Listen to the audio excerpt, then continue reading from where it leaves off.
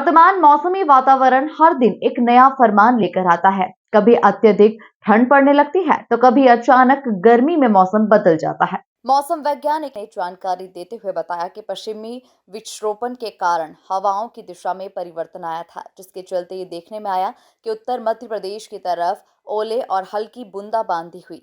किंतु हमारे क्षेत्र में इस तरह का माहौल देखने को नहीं मिला, बल्कि टेम्परेचर में कुछ वृद्धि देखने को मिली। न्यूनतम तापमान जो 10 से 11 डिग्री सेल्सियस के करीब चल रहा था, वो बढ़कर 13 से 14 डिग्री सेल्सियस हो गया है और अधिकतम तापमान 29 डिग्री के करीब पहुंच गया था। किंतु 3 दिनों के बाद हवाओं में फिर परिवर्तन आएगा और टेम्परेचर में 2 से 3 डिग्री की गिरावट फिर देखने को मिलेगी। किसानों की दृष्टि से अगर वर्तमान मौसम को देखा जाए तो बहुत ही उपयुक्त मौसम माना जा रहा है, क्योंकि फसल काटने की कगार पर है। साथ ही इस बार गर्मी अत्यधिक बढ़ने की वजह से ये संभावना भी व्यक्त की जा रही है।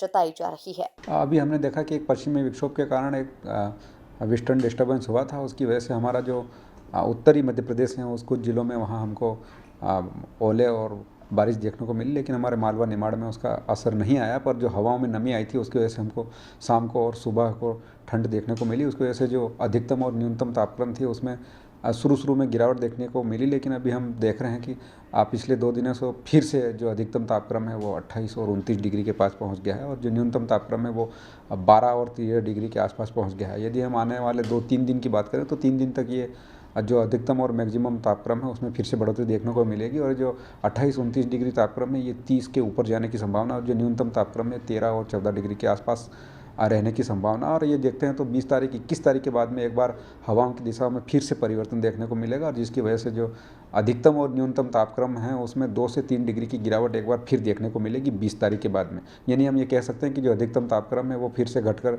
26 और 27 के आसपास जाएगा और जो न्यूनतम तापक्रम है वो 12 और 13 डिग्री के आसपास रहेगा, लेकिन जो ठंडी हवाएँ हैं वो देखने को नहीं मिलेगी और दिन में तेज़ गर्मी का एहसास होगा। किसानों के लिए क्या कहेंगे सर? किसान की दृष्टि से अगर देखें तो अब जो रबी की फसलें हैं लगभग दोनों विंडो में जो बोई गई थी वो परिपक्वता की ओर अग्रसर है और कटाई का समय आ गया है। तो किसान मौसम पे सतत निगरानी बनाए रखें और समय पर अपनी जो फसल है उसको काट के खलिहान में ले जाए कि सुरक्षित रखने का प्रयास करें।